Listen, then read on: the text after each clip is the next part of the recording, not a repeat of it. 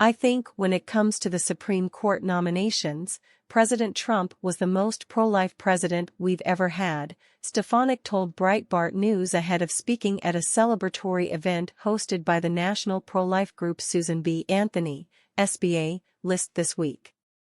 And thank goodness for his strong nominations to the Supreme Court, Stefanik added. I certainly am proud that we have so many pro-life leaders stepping up at all levels to run for office in the Republican Party.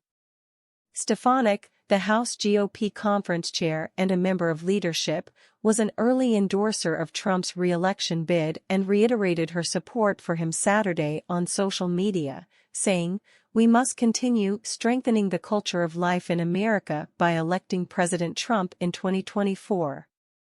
While SBA List has not made an endorsement in the packed GOP primary, the prominent group also gave the former president credit.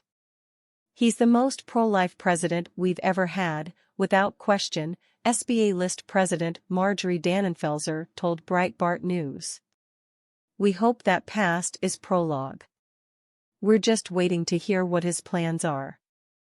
During his time in office, Trump nominated 3 conservative justices, Neil Gorsuch, Brett Kavanaugh, and Amy Coney Barrett, who sided with the High Court's majority in a 5-4 vote overturning Roe 1 year ago. The former president, who won over Middle America, and evangelical voters in particular, in his 2016 rise in part by promoting a pro-life position, is now joined in the primary by a number of fervently pro-life challengers who are all facing questions from the Republican base about forwarding the pro-life movement in the post-Roe era. Trump's top challenger, Florida Governor Ron DeSantis, has stood firmly by a heartbeat bill he signed into law in his state this year banning most abortions after 6 weeks gestation.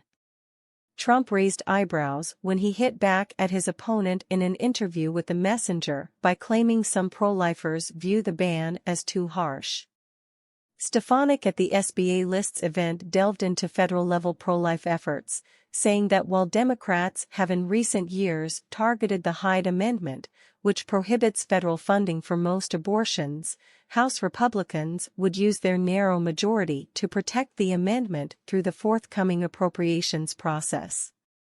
Those are important policy riders that used to be bipartisan, Stefanik said. Those days are long gone as the Democrats have become so radical in today's party under Joe Biden. She said she is also advocating for the House to pass H.R. 7, which would codify that no taxpayer dollars are used to fund abortions, as well as a bill she has co-sponsored banning abortion at 15 weeks, with the exception of rape, incest, and life of the mother. Almost all Republicans would have to be on board with the bills for them to pass the House. Asked how Republicans reconcile supporting abortion regulation being flipped back to states while pushing for federal legislation on the issue, Representative Mike Johnson, Republican Louisiana, the GOP conference's vice chair, told Breitbart News the pro-life caucus is working with national groups like SBA List to find consensus on the matter and whether there should be a ceiling.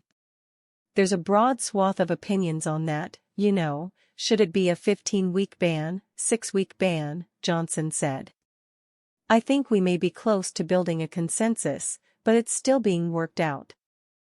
Johnson, who himself is pro-life and worked as an attorney in that arena for 2 decades, said discussions remain ongoing about where we land on that, a testament to the challenge House Republicans face with encouraging a national pro-life culture legislatively while holding such a slim majority in the lower chamber alongside a Democrat-controlled Senate and White House.